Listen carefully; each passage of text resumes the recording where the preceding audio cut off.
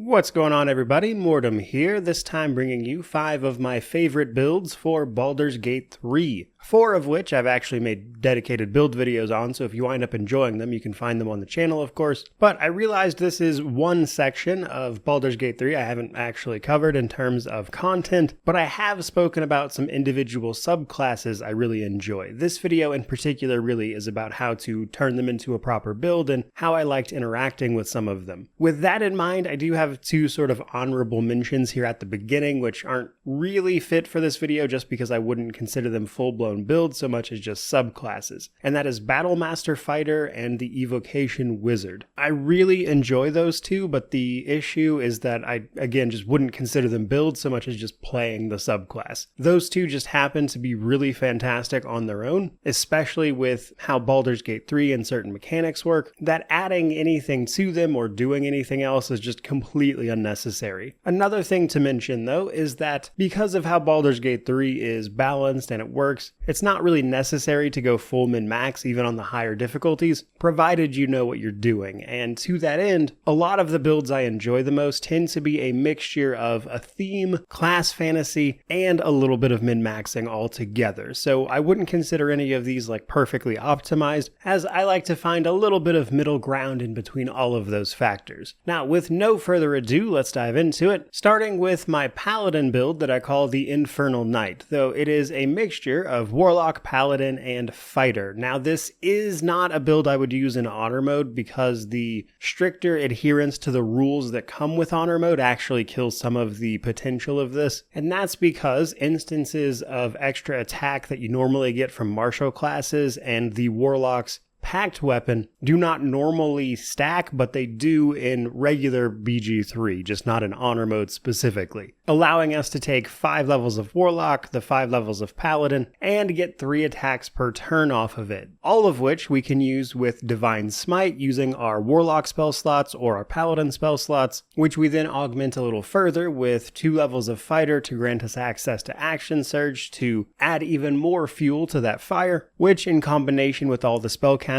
you'll get from both the Paladin and Warlock levels, that will give you access to some great AoE abilities, such as Hunger of Hadar to lock down enemies, makes it a really fantastic build to play for anything but Honor Mode. Plus, I find that these particular instances of multi-classing really give you a lot of roleplay potential, and because of that, it really felt like a natural fit for Will in particular, as I think it matches some of what his background is all about. But either way, it was a lot of fun to play around with. Next up, we have my Sorcerer build with Ride the Lightning. This is another build that takes advantage of multi-classing, 3 different classes together, but also uses the way BG3 interacts with water and lightning damage. That is to say, it doubles it. But we're going to mix 2 levels of Fighter again with 2 levels of Tempest Cleric, as this gives us access to an ability that will maximize lightning or thunder damage, and 8 levels of Sorcerer, which gives us access to things like Lightning Blast, and some meta magic to take it even farther. Now, the key thing with this build is that it works best in tandem with something like a Cleric with the Create Water spell, so that character can get targets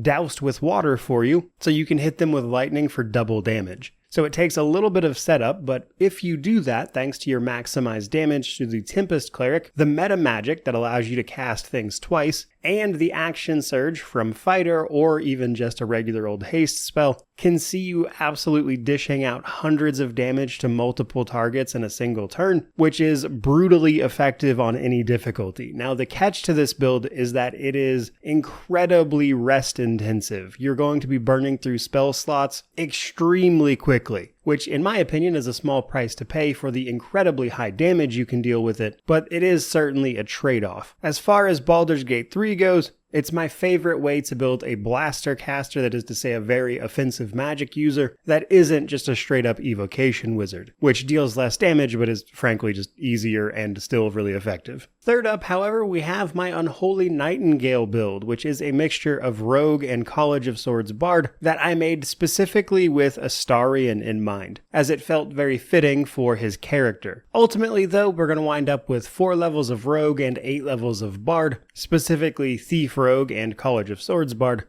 to make use of the various ways certain things interact. Now, what I like about this build is that it does a little bit of everything. We have high charisma from being a bard, which makes you a great face character. Right around level 7 or 8, you're going to start dealing fantastic damage. You can also buff your allies through your bard abilities, alongside control casting as well to lock down enemies. So it does, again, just a little bit of everything. And mostly this is accomplished through dual hand crossbows, the Thief's extra bonus action, and the College of Swords Bard's slashing flourish range, which allows us to attack multiple targets, which in combination with our extra bonus action lets us attack many times per turn, or simply choose to do other things with those actions, like again, inspire our allies, or a little bit of control casting, etc. So what I liked most about this build was simply that it has pretty much every base covered, and there's not much that can keep up with this build just in terms of sheer versatility. It's probably one of the most fun ways to play through the game in my opinion. But that brings us to number 4, which happens to be, I would say, one of my favorite builds overall, just period, because it was my first, I would say, sort of cohesive mix of both roleplay options and just a very effective build. Though I will say, while this one still works, it did unfortunately catch a fairly substantial nerf when they fixed a few things with Divine Smite. This, though, is my Terror of Tiamat build that I made specifically with a blue dragonborn in mind, but after the nerfs I usually just put it on Shadowheart instead, as her default cleric setup kind of sucks. But basically we just mix 10 levels of Tempest cleric with 2 levels of paladin. In particular, I like Oathbreaker just because it's easy, but realistically any paladin subclass would do, as really we just want Divine Smite. Now my goal with this build was to set up these crazy alpha strikes, utilizing both Thunderous Smite and Divine Smite, alongside with the Tempest Cleric's maximized damage feature for lightning or thunder damage, to do a pretty much once per rest giant swing on an enemy, using the Blood of Lathander relic weapon to just obliterate things. But again, this got nerfed a little bit, so that part of it isn't quite as effective, but it still works really well just because Divine Smite is super strong in this particular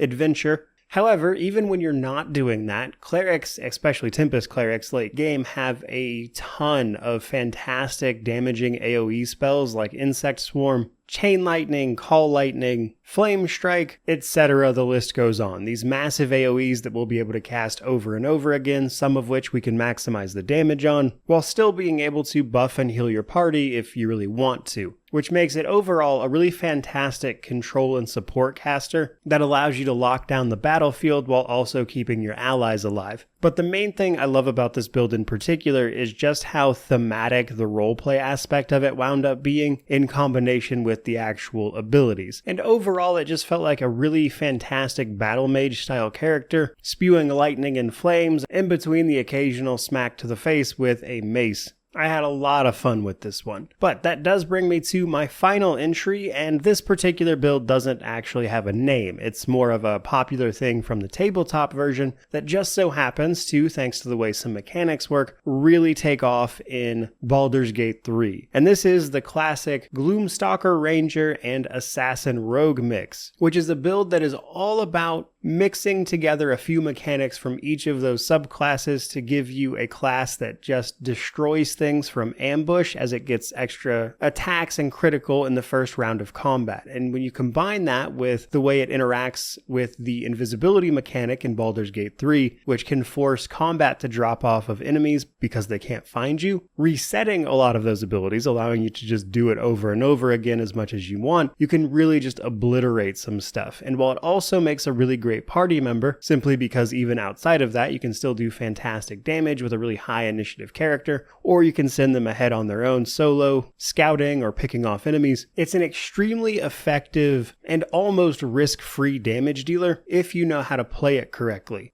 which is why it is the build I used for my solo tactician run, which I talked a little bit more about in my honor mode run because I used a very similar build there, albeit with a party. Now, again, this build isn't anything particularly special. The combination is very much so a thing in the tabletop, but in Baldur's Gate 3, because of the way all of those mechanics interact, because of the way you can sort of force the AI to behave in a certain way, thanks to the way mechanics work, you can really take advantage of the class features available to you to just destroy stuff in combat without it ever even having a chance to really fight back. And because of that, this particular build is ruthlessly efficient, especially when you combine it with things like the Dark Urge, which get an item early game that allows them to go invisible upon killing an enemy, which can let you take advantage of that invisibility mechanic without even costing you things like invisibility potions, racial abilities, etc. And combine that with the lore and theme around what a ranger is supposed to be anyway, which is someone, living off in the woods fighting monsters for a living usually. And you've got another very roleplay friendly,